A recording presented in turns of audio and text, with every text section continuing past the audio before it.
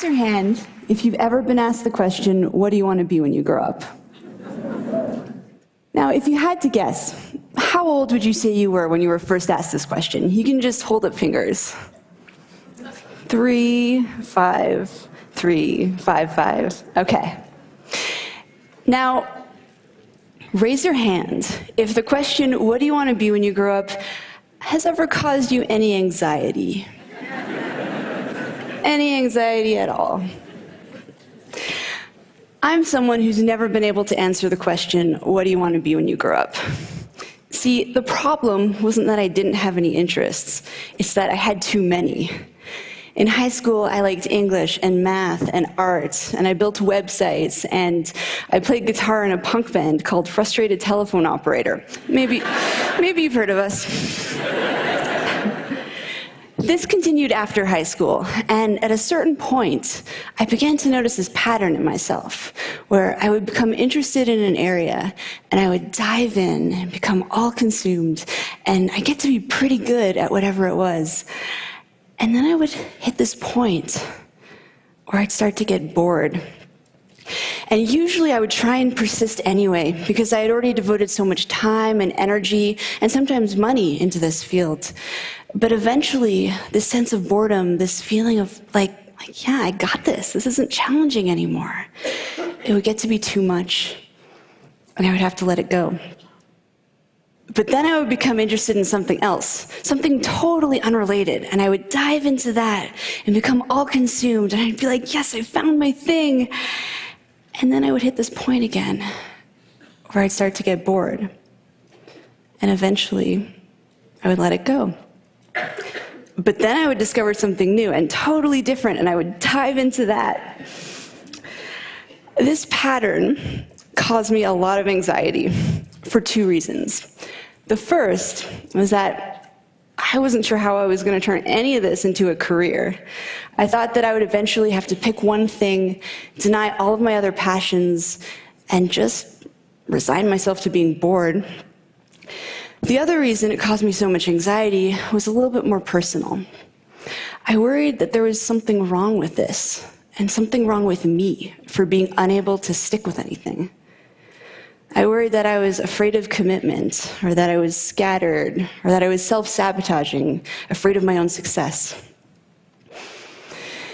If you can relate to my story and to these feelings, I'd like you to ask yourself a question that I wish I had asked myself back then. Ask yourself where you learned to assign the meaning of wrong or abnormal to doing many things. I'll tell you where you learned it. You learned it from the culture. We are first asked the question, what do you want to be when you grow up, when we're about 5 years old. And the truth is that no one really cares what you say when you're that age.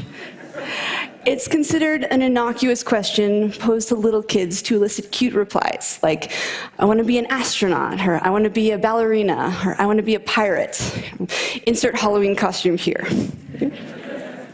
But this question gets asked of us again and again as we get older in various forms. For instance, high school students might get asked what major they're going to pick in college.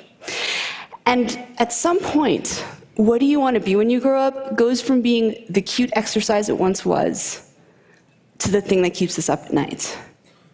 Why? See, while this question inspires kids to dream about what they could be, it does not inspire them to dream about all that they could be. In fact, it does just the opposite. Because when someone asks you what you want to be, you can't reply with 20 different things.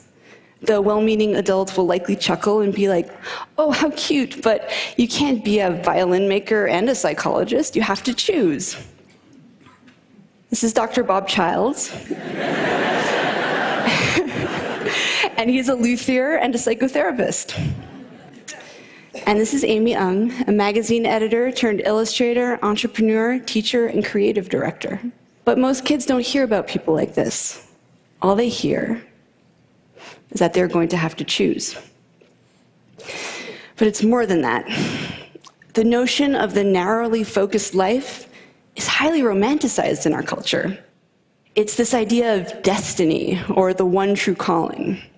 The idea that we each have one great thing we are meant to do during our time on this earth, and you need to figure out what that thing is and devote your life to it.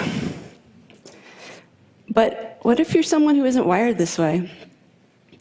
What if there are a lot of different subjects that you're curious about and many different things you want to do? Well, there is no room for someone like you in this framework. And so you might feel alone. You might feel like you don't have a purpose. And you might feel like there's something wrong with you. There's nothing wrong with you. What you are is a multi-potentialite.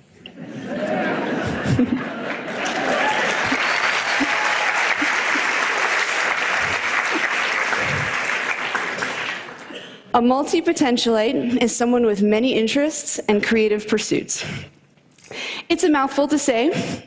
It might help if you break it up into 3 parts: multi-potential and ite. You can also use one of the other terms that connote the same idea, such as the polymath, the Renaissance person. Actually, during the Renaissance period, it was considered the ideal to be well-versed in multiple disciplines. Barbara Scher refers to us as scanners. Use whichever term you like, or invent your own. I have to say, I find it sort of fitting that as a community, we cannot agree on a single identity. It's easy to see your multi-potentiality as a limitation or an affliction that you need to overcome. But what I've learned through speaking with people and writing about these ideas on my website is that there are some tremendous strengths to being this way. Here are 3 multi-potentialite superpowers. 1, idea synthesis. That is combining 2 or more fields and creating something new at the intersection. Shaw Wong and Rachel Binks drew from their shared interests in cartography, data visualization, travel, mathematics, and design when they founded Meshu. Meshu is a company that creates custom, geographically inspired jewelry. Shaw and Rachel came up with this unique idea, not despite, but because of their eclectic mix of skills and experiences. Innovation happens at the intersections. That's where the new ideas come from. And multi-potentialites, with all of their backgrounds, are able to access a lot of these points of intersection. The second multi-potentialite superpower is rapid learning. When multi-potentialites become interested in something, we go hard. We absorb everything we can get our hands on. We're also used to being beginners because we've been beginners so many times in the past. And this means that we're less afraid of trying new things and stepping out of our comfort zones. What's more, many skills are transferable across disciplines, and we bring everything we've learned to every new area we pursue, so we're rarely starting from scratch. Nora Dunn is a full-time traveler and freelance writer. As a child concert pianist, she honed an incredible ability to develop muscle memory. Now she's the fastest typist she knows. Before becoming a writer, Nora was a financial planner. She had to learn the finer mechanics of sales when she was starting her practice, and this skill now helps her write compelling pitches to editors. It is rarely a waste of time to pursue something you're drawn to, even if you end up quitting. You might apply that knowledge in a different field entirely, in a way that you couldn't have anticipated. The third multi-potentialite superpower is adaptability. That is the ability to morph into whatever you need to be in a given situation. Abe Cajudo is sometimes a video director, sometimes a web designer, sometimes a Kickstarter consultant, sometimes a teacher, and sometimes apparently James Bond. He's valuable because he does good work. He's even more valuable because he can take on various roles depending on his client's needs. Fast Company magazine identified adaptability as the single most important skill to develop in order to thrive in the 21st century. The economic world is changing so quickly and unpredictably that it is the individuals and organizations that can pivot in order to meet the needs of the market that are really going to thrive. Idea synthesis, rapid learning, and adaptability. 3 skills that multi-potentialites are very adept at, and 3 skills that they might lose if pressured to narrow their focus. As a society, we have a vested interest in encouraging multi-potentialites to be themselves. We have a lot of complex, multidimensional problems in the world right now, and we need creative, out-of-the-box thinkers to tackle them. Now, let's say that you are, in your heart, a specialist. You came out of the womb knowing you wanted to be a pediatric neurosurgeon. Don't worry, there's nothing wrong with you either. In fact, some of the best teams are comprised of a specialist and multi-potentialite paired together. The specialist can dive in deep and implement ideas, while the multi-potentialite brings their breadth of knowledge to the project. It's a beautiful partnership. But we should all be designing lives and careers that are aligned with how we're wired. And sadly, multi-potentialites are largely being encouraged simply to be more like their specialist peers. So with that said, if there is one thing you take away from this talk, I hope that it is this. Embrace your inner wiring, whatever that may be.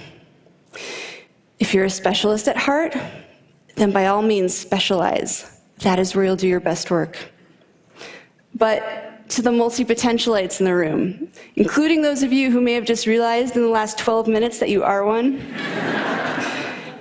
to you I say, embrace your many passions.